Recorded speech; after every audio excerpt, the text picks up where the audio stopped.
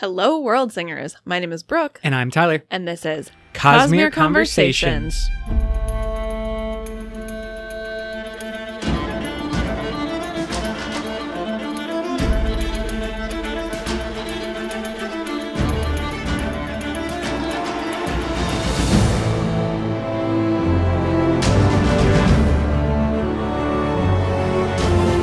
My friends, be you thrifty wizards or new listeners, we are so happy to launch the second book club in the year of Sanderson. We have the Frugal Wizard's Handbook to Surviving Medieval England and a bunch of episodes in store for this non-Cosmere conversation we'll be having for a while. Non-Cosmere.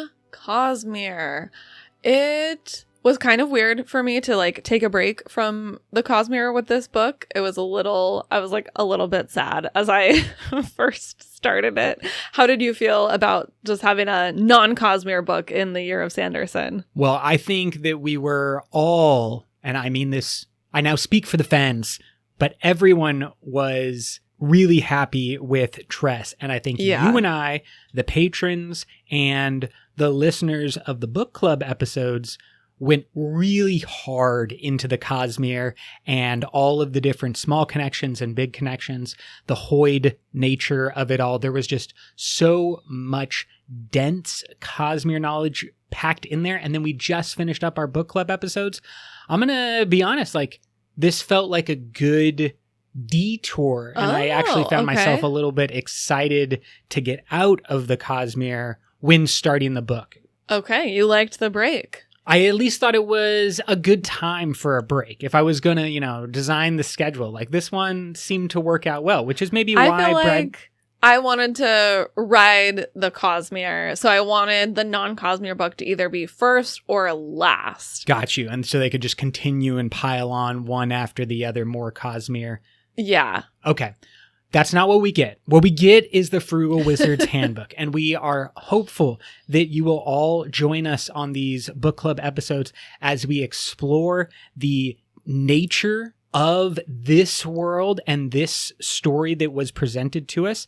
I think there's a lot of similarities to Tress in the maybe whimsical nature of this story that do kind of hold over, and maybe we will see reflected in each of these Secret Project books. But in this episode, we are going to just give first impressions, some hot takes, and set ourselves up with background knowledge so that then we can start to dive into the characters, the magic, the technology, the sci-fi and fantasy elements in our remaining episodes. Let's start with some of the background. Brandon described the inspiration for this book as Jason Bourne does time travel tourism. And I think that that's a really good description. In his preliminary message about Secret Project 2, he said, quote, "I know it's a little tropey, but there's something about me that genuinely loves the type of story where you find out about the characters as they remember who they are. I think it's because I love books structured in such a way that the reader and the character feel the same things at the same times." End quote. And I really agree with that. I also like discovering the world as the character discovers the world. And so the sort of added amnesia element just adds an extra layer to that. This really reminded me of Lightsong's story in Warbreaker and the sort of quest for identity that Lightsong goes on, which I really enjoy that theme as well, and how Brandon uses the amnesia trope to bring up that larger theme of asking questions about how we construct our identity, how much our identity is influenced by the world around us, how much the society and the people that we're surrounded with completely impact the way that we imagine ourselves. And I think deconstructing that is just really an interesting thought experiment, and and has me come away from this story with a lot of interesting thoughts to ponder. I love that explanation that you gave, and the way that I've thought about all of these secret projects, but even just non-Cosmere Brandon books specifically, is that they are avenues and methods of testing or trying out interesting thought experiments. And definitely this Jason Bourne time travel tourism, because the tourism element is a big part of this story. I definitely like it, and I do think there's a lot of potential in this world that Brandon was able to do a lot of world building in a very short story and a kind of a condensed story in a lot of respects. But where I will at least give a hint to some of my hot takes on this book is that I want to point out that Lightsong is not our main character in Warbreaker. True. And I think that that actually works well, is that that story of discovery and that revelation that the character has while the plot is moving forward, I think works better when it is supplemental. And maybe this is an example of how it takes a delicate hand to pull this off, basically. And I thought there was a little bit of chaos at the beginning, but I don't want to dive too much into my hot takes. Let's continue down this road of introducing everyone to the Frugal Wizard's Handbook, because we have this exploration of what is essentially interdimensional colonialism, or like being able to pretend at a godlike colonizer stepping into a world in the past. Yeah, totally. Like the original pitch is time travel tourism, but I think that interdimensional colonialism is more what it actually is, which is what we see in the actual in-world handbook, basically describing what is happening with all of these dimensional travelers. It is essentially colonialism. You just show up and be like, hey, everyone, I'm in charge now. I'm your god. I'm your savior. One of the rules for a frugal wizard is like establishing your dominance as quickly as possible. Basically, yeah. And that's dark in It's many really dark. ways. And I feel like that darkness is interesting in this sci-fi world, especially if we're being presented up front with kind of the corporate side of the equation and maybe like how everything is okay. But secretly, there is a more evil kind of aspect going on. Sure, that's interesting. Brandon keeps it so light that we never really explore those other than to like joke away or push away. Like the guide at sometimes says, oh, just don't think about that. These aspects of colonization, even like banning people from going outside of regions that they send them back to. Yeah, I mean, I think that a lot of that is satire. And so it's not necessarily that Brandon is like pushing away the dark side. He's using the humor to actually highlight the dark side. And it's not, as you said, explored in depth in the story, but it's little things like that that tell us a lot about the state of the world at this time, especially when we combine it with the villains that we see in Ulrich and others, we'll say for now. And Brandon, again, in that initial blurb about Secret Project 2 said, quote, playing with the past meant playing with people's lives, and there were some parts of this that I felt I needed to hang a lantern on. That's when I decided to use interjections from the Frugal Wizard's Handbook. I figured I could highlight the inherent ridiculous and somewhat immoral nature of the basic premise with some satire, making it okay to laugh at the situation, all while we talked about human nature, end quote. That last line about talking about human nature is what Brandon believes that both fantasy and sci-fi, and I'm guessing like all story, is able to help us do.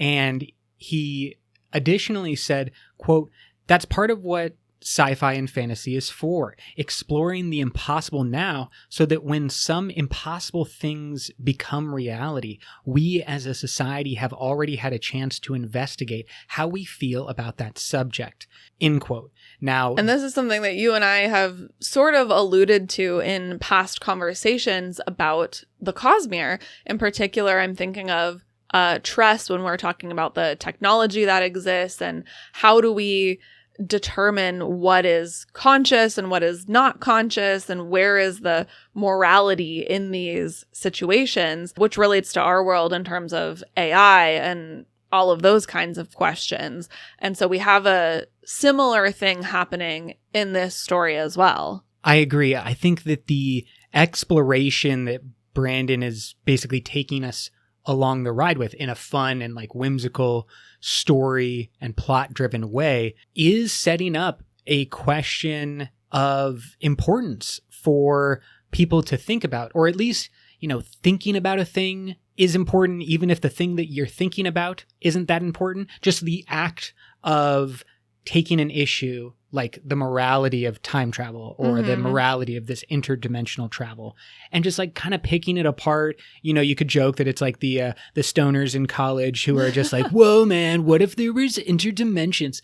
But having those types of conversations, having maybe more detailed conversations and non-intoxicated conversations, but thinking in complex ways about complex topics, even if it's not great, even if it's whimsical, sometimes even if it's stoned, is okay, because the act of thinking is really what like unlocks your mind. And I think what Brandon is saying is it prepares you for when those things happen in reality. And I think the benefit of sci-fi and fantasy here, as Brandon is saying, is that it provides a safe space for those conversations and thoughts to happen. Because in order for us to really feel safe enough to explore topics and thoughts and ideas that are maybe different from what we have been exposed to or feel a little bit scary, like we have to be in an environment where it's safe to explore. And that is what sci-fi and fantasy can do for us. I think this conversation can be tied to the Cosmere as well, because as the Cosmere starts to become more interconnected, we're probably going to see certain societies that are more advanced start to interact with societies that are less advanced, for example, on First of the Sun. Right. The major example at the moment that we currently have, but we're going to likely see it increase and more chances for like this type of colonization that we're witnessing here. Yeah. And so all of the moral questions and conundrums that come along with that, we're going to start seeing in the Cosmere. So we should start thinking now. Yeah, really, Brandon is saying I need to prepare my readers today for what's happening in the Cosmere in the future. And then maybe that all gets to reality eventually. But I really just need to prepare you for the Cosmere. It's mostly for the Cosmere. Having said that, do we want to give our first impressions, hot takes, instant feedback about the Frugal Wizard's Handbook to Surviving Medieval England? Yes. I think that this book was good.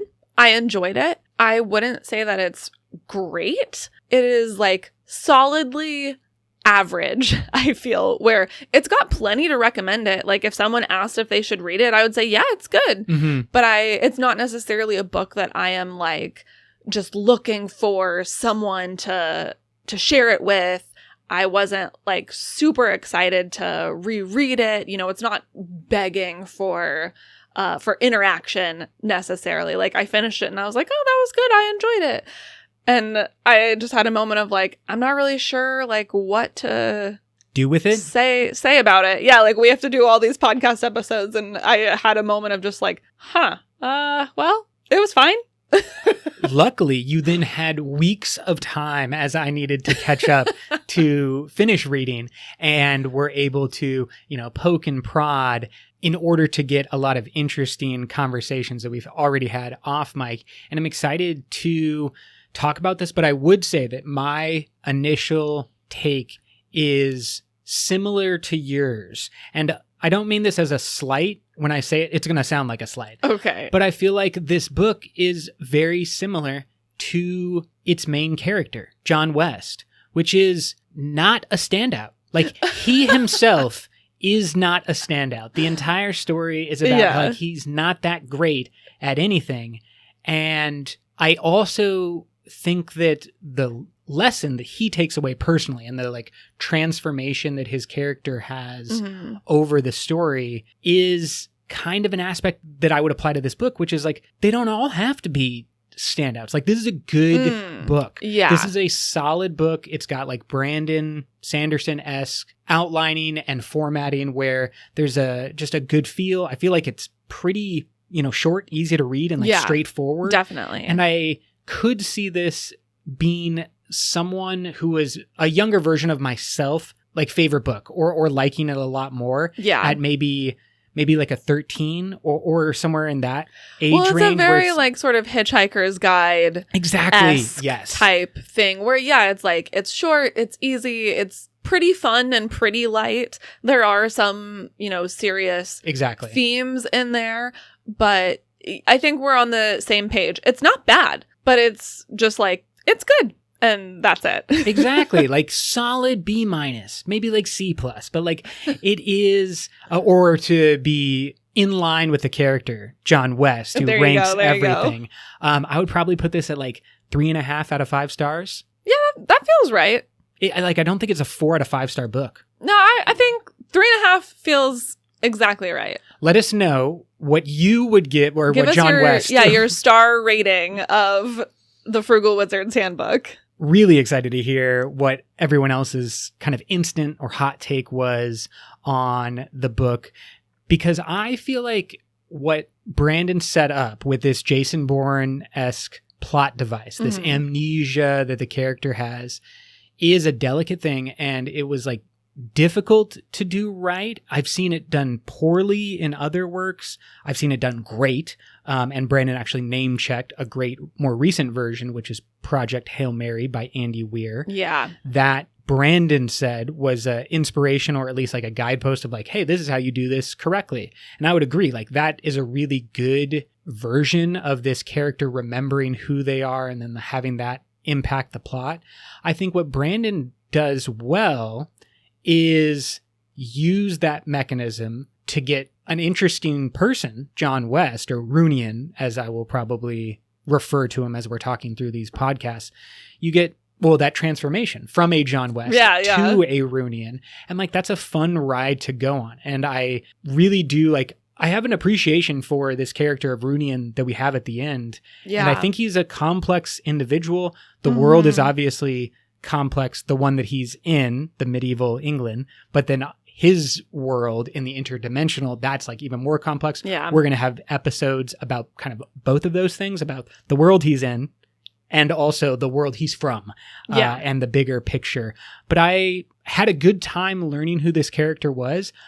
I almost wish we could have just done away with the amnesia thing and like we dropped him in same type of situation. Like the moment we pick up is the same moment when he falls into this dimension, but I almost like don't want the amnesia aspect. You wouldn't get the story that exists though without the amnesia. Like as you just said, the story is about the journey from John West to Runian and his journey of self-determination. He is only able to do that because he has been removed from not only the society that he is from and is surrounded by, also being removed from the people that he was surrounded by, and removed from like any memory of them. Yeah, that's an important part of his story, and like how your society, how your surroundings, how your past self, your past decisions, your ego, and that connection to your ego, all of that is like impacting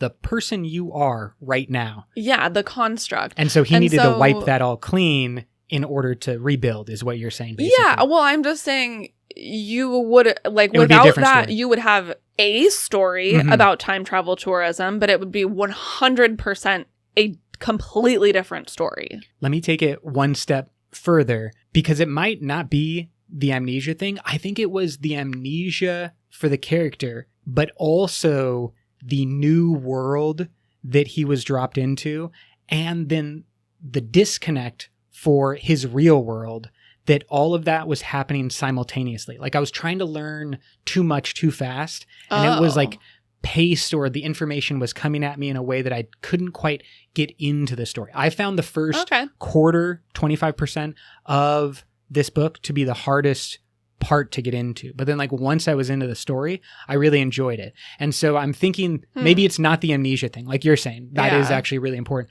But it was just like, I'm trying to figure out medieval England, but I'm also getting the Frugal Wizards updates and trying to figure out his real world as well, and like how all of these things are interacting. So maybe it was just like a little bit too much information and not perfectly laid out for me to easily understand at the beginning of a story. Yeah.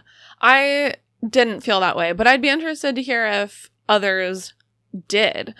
But I'd love to talk about what were our favorite things? What was something that stood out to you that you really enjoyed about the book? Well, I think that what stands out to me is as I was reading, as I was having that discovery of Runian, I want to label John West Runian as honorary member of Bridge 4. He felt like a disconnected, lost child that got sent to random Earth dimension instead of Rashar. And he would have had the same, life struggles, the Johnny struggles. Ended up, for him, working with the cartel. On Rashar, he would have ended up a slave and Bridge 4. That's like the similar path that I would have seen for him there. And then building himself back up, being stripped down. For Bridge 4, it's like a physical, emotional, spiritual kind of ripping down, the death. And John West had some of those aspects, the violence from his fighting and kind of the major thing. Yeah, well, Bridge 4 sort of demonstrates how when you are surrounded by people who see you well, you are enabled to be the best version of yourself. And I feel like the Frugal Wizard's Handbook is showing a little bit of the reverse, like a little bit of that story, but also more of the negatives of like when you are surrounded by people who put you down and who see the worst in you, you have a much easier time being the worst version of yourself. Right. It's almost as if we spent a lot more time and maybe like more of the ending or the bulk of the book just at Sadius's camp, like of the people being broke down. Because like when you are treated as a slave, you start to think of yourself as a slave. Yeah. And you can't even imagine the Kaladin and the magic that's all going to happen in the next story. Or, that might only be days away, but people who were in prior Bridge 4 were dying and like, losing themselves, committing suicide days before Kaladin showed up. Well, yeah, and we're going to get some quotes about this theme as well a little bit later. Why don't you tell me one of your favorite things from the story? I absolutely loved the time period being Anglo-Saxon England. I don't think that I'm the only person, because there are quotes directly about this in the book, who read medieval England in the title and were thinking about castles and jousting and knights and all of that sort of stereotypical fantasy stuff. Yes. That was absolutely what I was expecting. And I thought that it was surprising and refreshing and really cool to get to explore a different aspect of medieval England.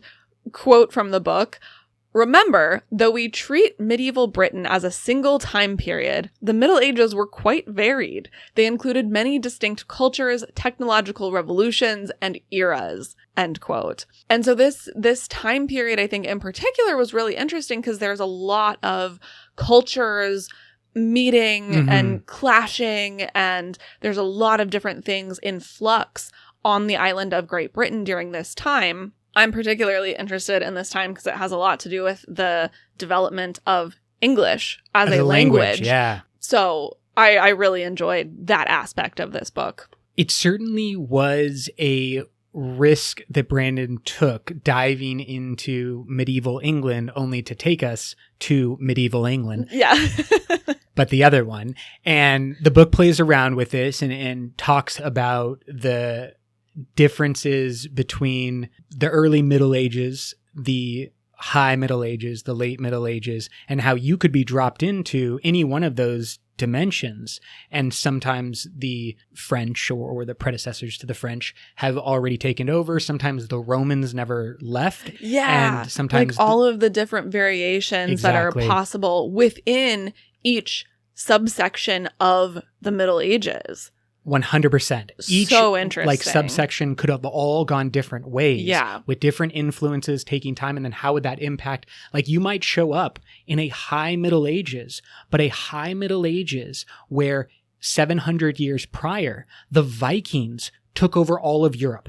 And it's the Viking high Middle Ages. And we would have no context which for would what look completely differently. Like language would all be completely different. 100%. And so I think that variability is exciting, and like I found those revelations interesting. From a prior life, when I was a teacher, this was A, the main example, but also B, the hardest thing to help people understand was that a time period is never as simple as we can talk about it. Like totally. We might be having a conversation about the Middle Ages, but you can focus infinitely down to the single person, the one individual and their relationships. And that's a fascinating story that you could spend your entire life researching and studying and like learning all about them. But you're also talking about hundreds or even more than 1,000 years in what might be a single chapter in a history book or something like that. What I would like to continue on and kind of talk about a little bit without getting too off, but maybe give like a hint about where some of our future episodes are going to go. Because I thought that these dimensions and the introduction of these dimensions set up the same philosophical questions as something like Westworld did with its parks, where these people basically come in like functionally gods in the Westworld parks. Like they cannot die. The government, the corporation is like helping them to do you can definitely die in a different dimension.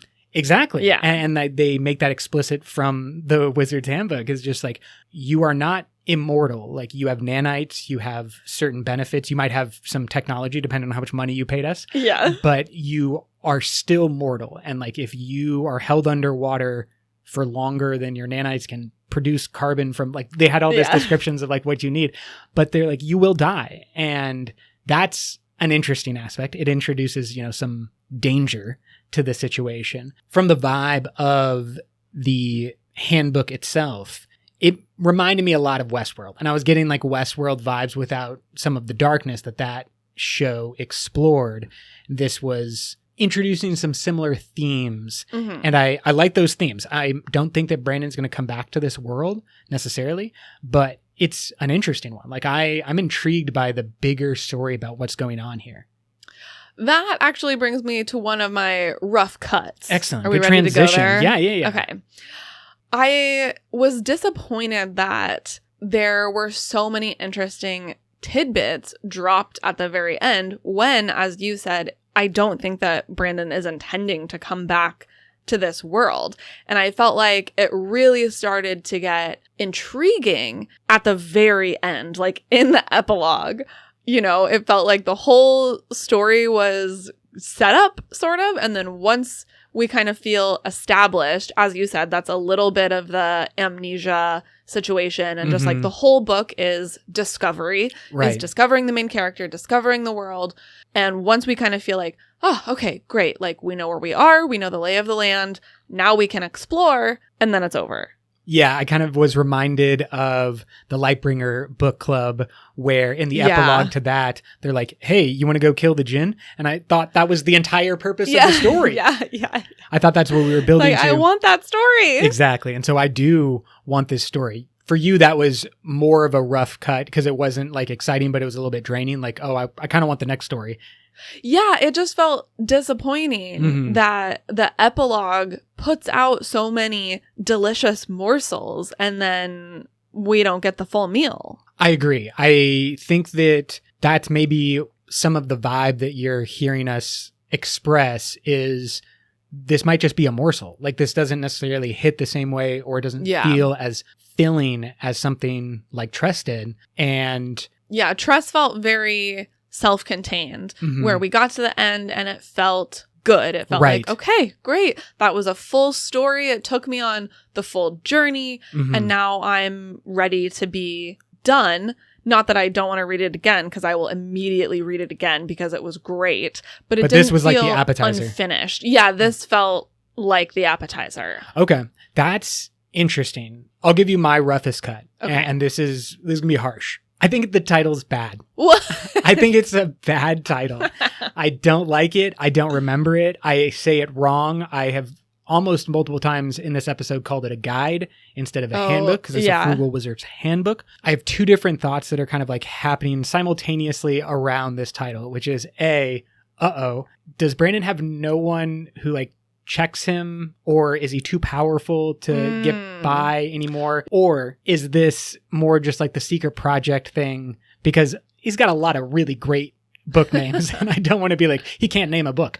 But I think that it's just a possibility that he created these books more in isolation and we are seeing some of that on display.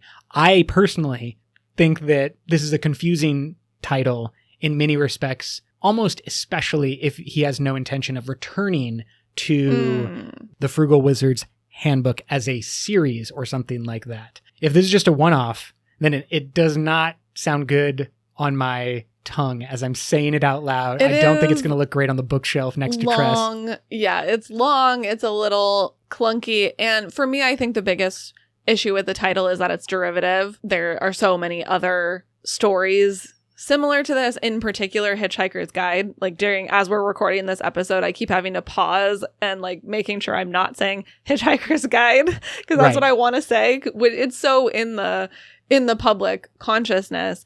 I think part of this is because it is a secret project. Yes. And that one, he wasn't necessarily writing these books for wide release, right? Exactly. Like when he did the Kickstarter, what was the original goal? 1 million? Mm-hmm. And he ended up getting like 50 something million. And, and then they ended up being widely published and like it really snowballed. And so I think one, he expected these to be much smaller and more niche than they ended up being. And therefore he wasn't thinking that he would need like a full editing situation. I think they were edited in-house by Dragonsteel, but I don't believe he was working with his regular editor at the publishers for this book. And so to your question of like, is there no one who's going to check him? I think typically that would come more from your publisher's editor. Sure.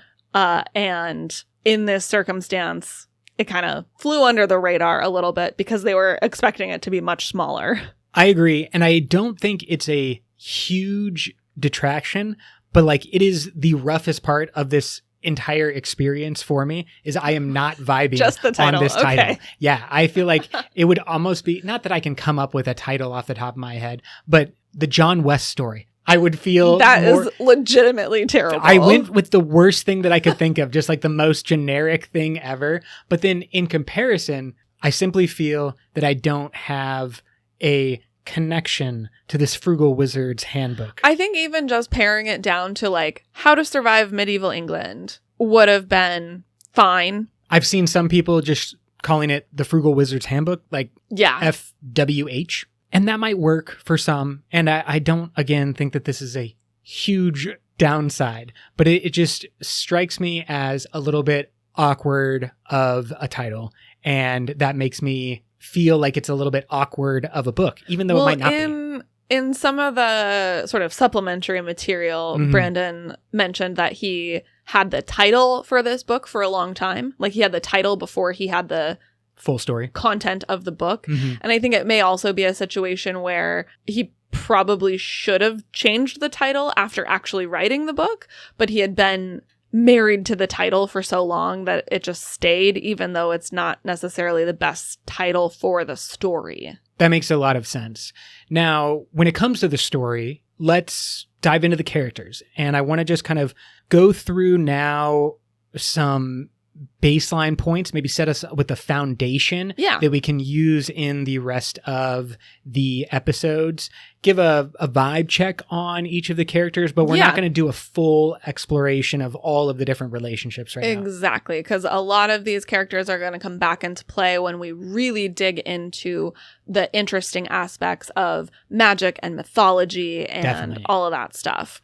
Starting with the one that we've mentioned the most, John West, who I would say becomes Runian. Yes, absolutely. I think his true name is Runian. I find myself referring to him as John when I'm talking about like who he was on Earth. Right. And then Runian when I am talking about him in the plot of the book. Can I give one more degree of separation? Because I 100% agree. I think that he was John West on Earth, and I would call him Runian for the whole plot of this book. But I think there's one more version of him that's introduced, which is Johnny, the way that other people saw him and see him, and that name of Johnny being attached to him. I would say that Johnny is not him, though. Right. No. It's not him, but it is not a burden that he's carrying. But it's not even his own conception of himself. I agree to an extent, but it's also Johnny something he's only burdened by. exists in the minds of other people. Right, and that's important. That's what I'm saying, is that in the minds of other people,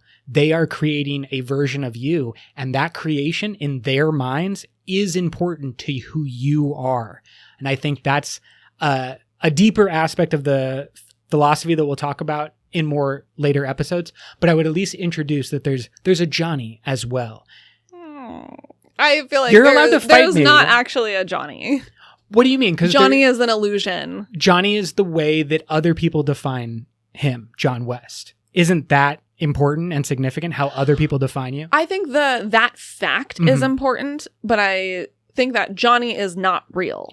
Right, but if he, John West, and Runian are processing the baggage of the name Johnny, then that is real to him. And that's all I'm trying to elicit, is that there's a John West that he's trying to shed, but there's also a Johnny that he is trying to shed. To become Runian, he has to get rid of both. And that's what I'm trying to add to this conversation here. I guess I just don't think he needs to shed Johnny because he never adopted Johnny. I feel like he did, and that's what he's talking about when it comes to the way that mistakes stack up. It's like people referred to him as Johnny, and that but he never introduced himself as Johnny. He didn't want to be Johnny. Yeah, but that's like what I'm that saying. became the person, the wretch, who Kaladin talks about becoming, is like it's a possible version of himself that is not who he truly is, because who he truly is Runian, we would maybe argue, but like it's not John West. It's something else, and it's like a cognitive shadow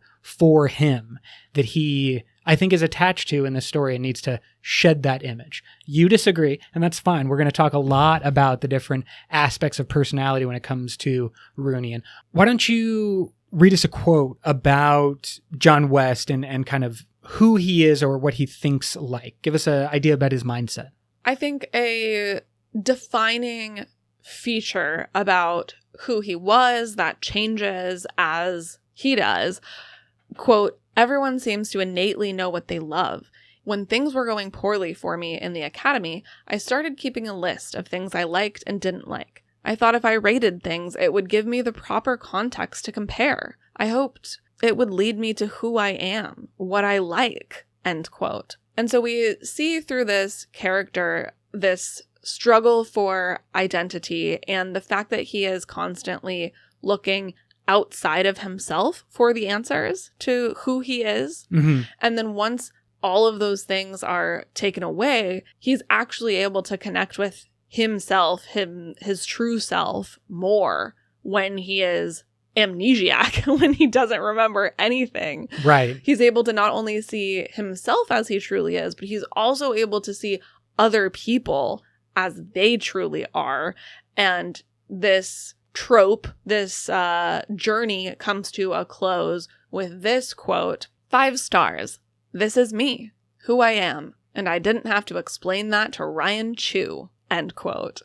And so not only is he sort of leaving behind his past idea of who he is, but he's also leaving behind his past ideas of the people around him. And I think that aspect of John West that was searching outside of himself is exactly what was susceptible to taking on the wretch of Johnny. Like he was looking for something outside himself that kept leading him down dark paths, not dissimilar from like a Teft or other members of Bridge 4.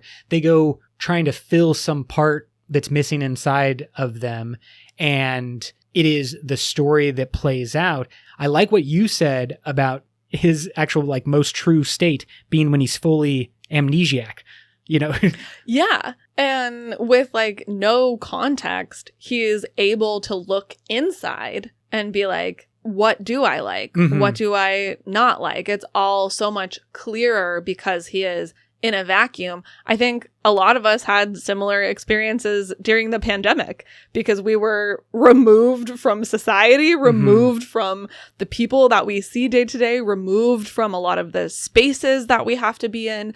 And when you're just, sitting in a room right with you and that's it, and you don't have all of those expectations about showing up a certain way or being perceived a certain way, suddenly you see things differently. Absolutely. And you are open to becoming different yourself. I think that there are a couple of characters we meet whose view on John West help him become Runian. So could we Absolutely. go through some of these native people to this dimension? Yeah, let's start with Cephawin, who is a scop, which is sort of a magical position. It's a little unclear precisely what magic scops may or may not have, because Cephawin in particular is unable to perform the magic that she's supposed to. I do see some similarities to the wisdoms from the Wheel of Time. Egwene is one of the characters from that series that kind of fills this role of a healer and a person who brings knowledge and shares knowledge that's passed down, for a tribe, but she actually seems more like nomadic in her job. Yeah. So she's maybe moving around a region and like serving as multiple people's scop. Yeah. And they seem to interact with the whites, and we'll talk a little bit more about the whites and like that whole situation in a later episode. She says that she's able to see the shadows of whites-ish, so she has some kind of magical sight, even though her boasts are not working. And I love this aspect of their world, that the magic is supposedly happening by wielding poetry. Yes. In the form of boasting. And so basically she's a rapper. Rap battle. Yes. This is just Hamilton on stage. Yeah, she just professionally does self-aggrandizing rhymes, aka rapper. She's a rapper. I love it. And that has some influence on the magic of the world, which we don't want to get down that rabbit hole on, but there's this concept of the weird. Now, I could say that with a different accent, but WYRD is how it is spelled in the book. And it's a little bit akin to the force, the magic of this world or this dimension. And their access, the Scop's access to it, has a very naturalistic feel that I think Brandon was kind of like playing around with, because it's different than a lot of the magic that we see in the Cosmere, in terms of it's just like the outward abilities of Cosmere magic is maybe a little bit more showy, a little bit more out there, where this seems more primal in some ways. Yeah, sure. I think it's also a much softer magic system. Again, it's kind of unclear how this all works. But I think that maybe the listeners and their connection to Rashar did, like, that was the closest that I could imagine.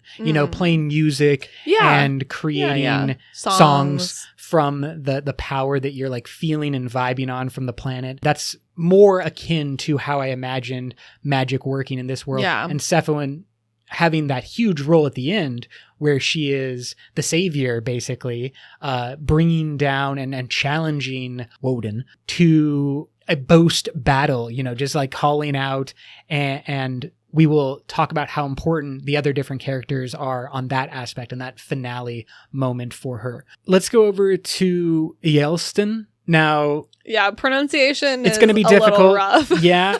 Everybody is on board. I think that you just got to roll with us on all of it, because as we go down the list, the character names get more and more harder. difficult. Yeah. So we're just going to embrace the fact that there was no spelling at this time. They didn't have medieval writing. England. They did not have writing. Yep. And they were much more fluid on how things were said and written. So just get on board the medieval train, and we're all just going to agree that we know what everyone's talking about, no matter how you pronounce these words.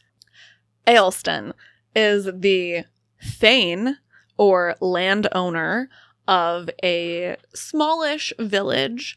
And I imagine him as a little bit of a Dalinar-esque character. Okay. If Runian is a Bridge 4 guy, then I feel like Aelston is the Dalinar-ish character, He also is the coalesced sort of essence of this world that we're in. Yeah. Where he embodies the constant danger, the common death, and not only is death common, but you're also like constantly surrounded by your family. Like everyone you know is who you live with. You're seeing them all the time. And so you are constantly losing people that you know and love. And just the struggle that was life during this time, like day in absolutely. and day out, war and fighting and death, and just like the constant toll that takes on a person. And then at the same time, the honor and responsibility that he feels for his people and his position, like he really takes it very seriously. And the pride that can be gained from taking something seriously. Yeah. Like whatever your responsibility being is. good at his job as Thane and really protecting and caring for all of those people. Absolutely. I think that you pretty much, nailed the description. His character plays off of Cephawin, who is coming across a little bit younger. He has more of like the traditional vibe. And, maybe more respect for the gods and the ancestors. But I find his contribution to the story humbling and like an important grounding element. Cephawin obviously becomes John's love interest or Runian's love interest. But I do think that what you said about him, like defining this world and like being a lodestone for this world is why he's there. And that's something. And I think he contributes so much to John's ability to become Runian. Yes. As we keep talking about the context in which we find ourselves determining our identity, to have a man like this who is Dalinar-esque, who is so honorable, responsible, salt of the earth kind of guy, look at Runian and put his faith in him and really say like, I'm here with you. I believe in you. Let's work together. I'm behind you. Yes. That gives, I think that's a huge part of why John is able to accumulate the confidence and the positive self-image that allows him to become who he wants to be, Runian. That's an excellent point, because Eelston gives that confidence to John through worship. He thinks that he is an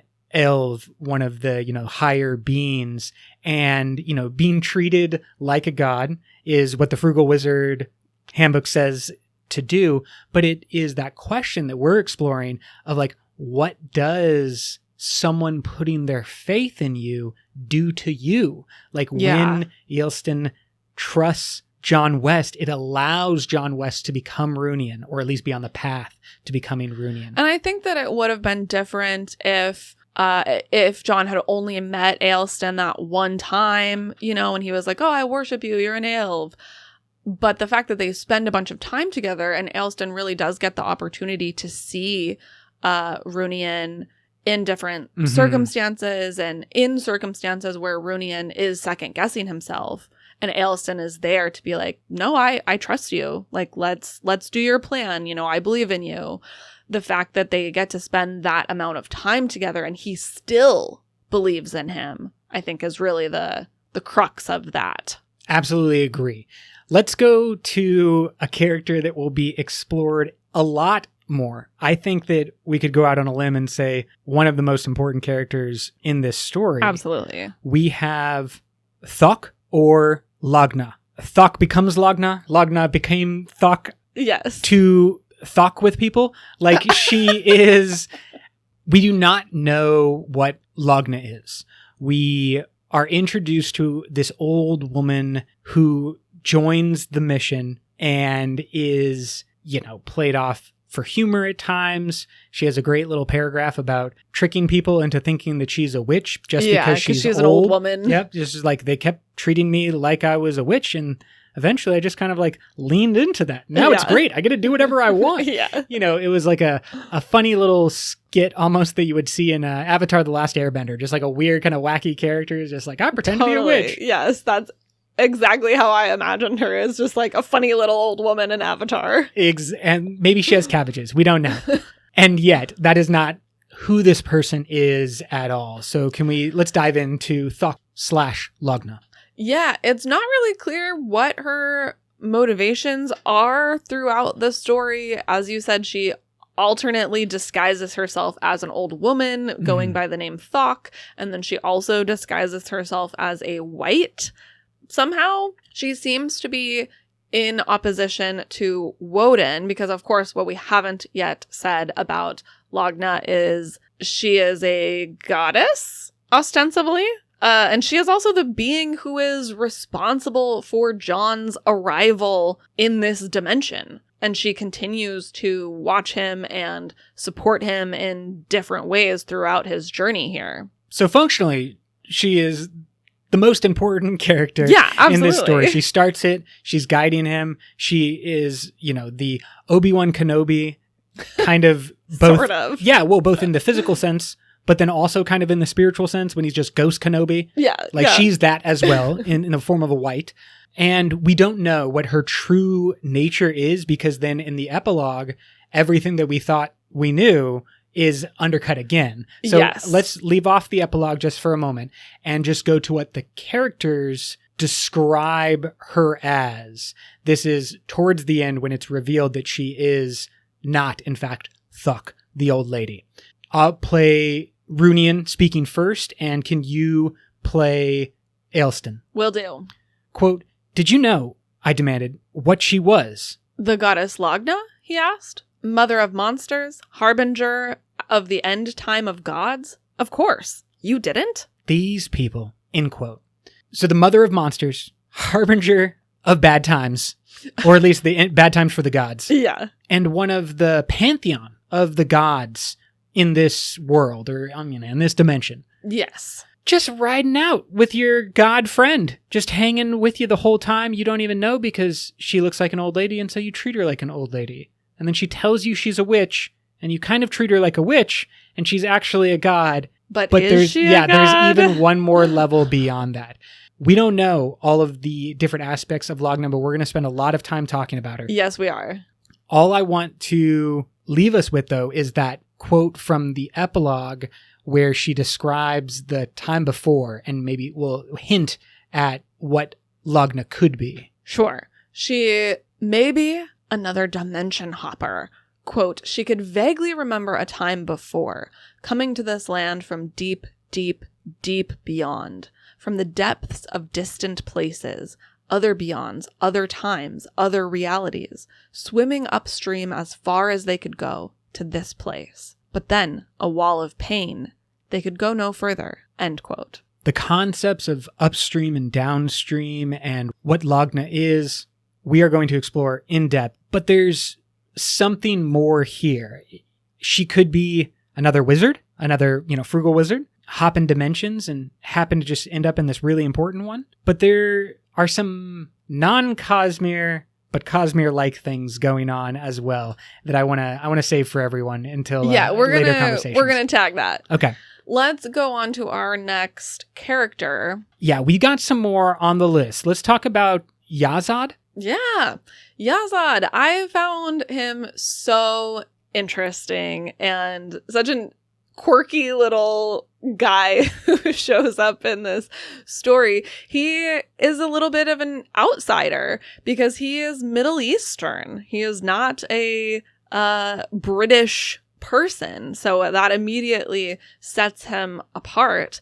He is also what we would call a Zoroastrian, which is a real world, our Earth religion that, from Wikipedia anyway, quote, exalts an uncreated and benevolent deity of wisdom known as Ahura Mazda, which is literally Lord of Wisdom, as its supreme being. End quote. So he is monotheistic in this world of, as you said, a pantheon of gods. He also sets himself apart by believing that God not only is a singular God, but is a benevolent God of love, which is very different from the gods that these British Islers know and or worship. And I think this fact enables Yazad to be a very different character in that he has a much more optimistic outlook. He's sort of this like happy-go-lucky person. He engages in hobbies just for pleasure, which is completely unheard of. Like, Ailston is just like, what are you talking about? He's like, I just did it for fun. Don't you do things for fun here? Yeah. Will you read this quote with me? Absolutely. Quote, "You were sailing because you wanted to go quickly," Ailston said. "But where were you going?" "Nowhere in particular," Yazad said. "I enjoy the sailing itself." I frowned. "Ailston, haven't you ever done something just because you like it?" End quote. I think what Yazad represents is a diversity to this medieval England of, physical appearance, yes, religion, yes, but also mindset, and one not of the harshness or the brutality that Cephalin and Ailston are most likely familiar with. I think we could say that this is another example on the theme of our surroundings, our beliefs, the environment that we're in impacting who we are. Because Yazad is different in one way, his entire outlook and being and like understanding of himself and the world is different, because Cephalin and Ailston live in a world where the gods are vengeful and capricious.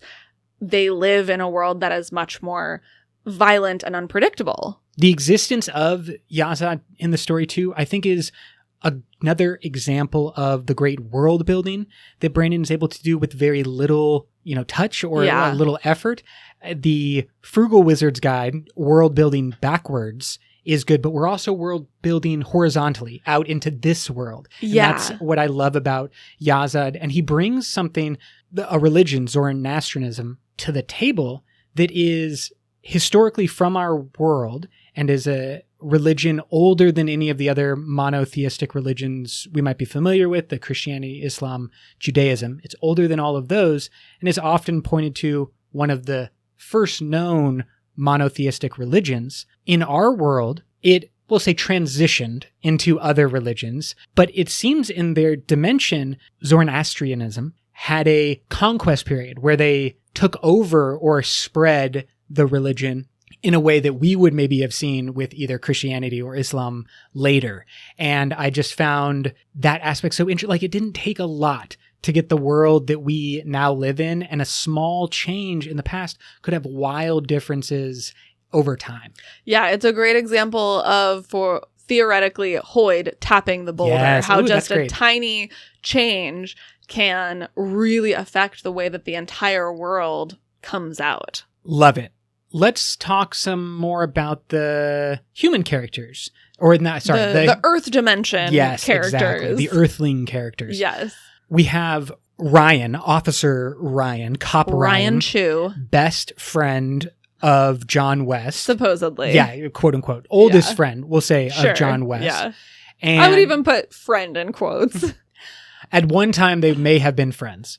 And they also have Jen, which I could do a whole rant just on Jen, and I don't want to take our time on that. But Ryan and Jen represent this like connection back to Earth, back to John West instead of Runian. And we see the line that's used over and over by Cephalin and Ailston once Ryan enters the picture and once Jen enters the picture of, are those people really your friends? Yeah. Because they're not. They don't seem like it. No, they're terrible people. And we first get introduced to both of them through the lens of, this is my best friend, or like, this is my girlfriend. I have all of these positive feelings towards them. And then when we actually meet them in the flesh, we realize that they are not deserving of those positive feelings, and that this quote unquote best friend relationship or love relationship are not those things. It's rough what John is exposed to. And there is one scene when he like purposefully kind of antagonizes Ryan because he wants everyone to feel down on him, and like he wants the story to, slow down before the big climax. I think though that where these two come into play for the story is allowing us to see how a description of someone, a memory of someone, can give you one image of them, and then a different memory or a different new action by them can change that instantaneously. And I think how your perception can color the world around you. We've been talking about this the other way, from outside in.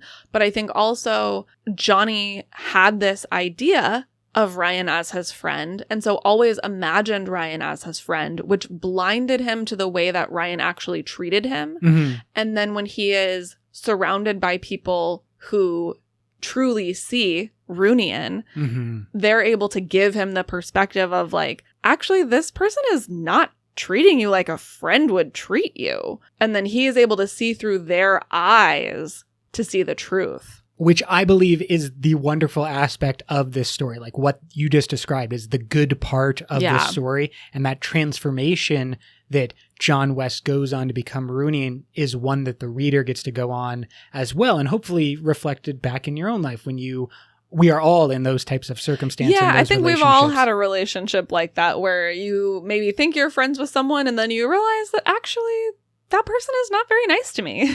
To me, what is hardest and what is maybe hurt a little bit by the way that Brandon wrote it, the length of the overall, the lack of follow-up stories, is that Ryan and Jen almost only make sense the more awful John West was. Like, those people I find to be so bad that they only really make sense in a world where John West is also really bad. And we don't know what his background was like other than through the interpretations that we see in this story. You think he like deserved them, basically? Right. There's a line about, bad company deserves itself, or like all the bad forces kind of get together. But I just think that, yeah, there is an aspect of Runian would never have these friends. He would never allow someone to, disrespect him in the way that these two people do. Maybe at the end of the That's story. what I'm saying. In Runian, Runian would not allow this, but John West did, because John West is a different person and maybe like a much worse person. We don't know exactly what leads. I want to bring in a quote. I think it offers a little bit of perspective on this. Okay, go ahead. Quote, "Life isn't like the craps table where the next roll has the same chance of winning as the last one. In real life, you lose a little, and that makes you wonder if you deserve to lose. You get nervous, make mistakes, overcompensate. That makes you lose more, and then it compounds. When you say it like that," Ryan said, "it forces me to wonder, how much of my confidence is because things did go my way? When I look at a loser, no offense, I guess I want to assume he deserves it because it helps me believe that it could never have happened to me." End quote. I think you are kind of saying that John deserved it. And I feel like this quote is saying that he didn't deserve to have people in his life like Ryan and Jen, but it is illustrating the fact that we don't hear anything about John's childhood, but like, let's just say, his parents weren't around very much. They didn't have very much money. He went to a poorly funded school and then, fell in with these bad friends, and like all of these things stack on top of each other And compound. And so it's not that he is a bad person and therefore has bad friends. He could be a really good person who has just been surrounded by bad people for a long time. And Ryan and Jen are not a reflection of how good or bad John was. Interesting. I do feel like this is set up for more of like our philosophical episode, but I might disagree. I kind of think that the overall point would be that you can be different things at different times, including a bad person. John West at times, legitimately could have been an awful person, a truly terrible human being. We don't know enough to say that. But I'm saying he could have legitimately been a truly awful person as John West, and I still think he could have the story and the advancement to a Runian. Like, I still think that's possible. And if he was... I don't. Really? Yeah. You don't think... I think that if you took, for example, Ulrich... Mm-hmm. Okay. The last person we wanted to talk about. Yeah. Yeah. Out of his context, even if you like wiped Ulrich's mind, took him out of his mob boss situation, put him on this world, when he looked inside the White Room, he would find a bad person. He would find cruelty and the desire to dominate, and even Ulrich, without his memory, would be a cruel person trying to dominate the world.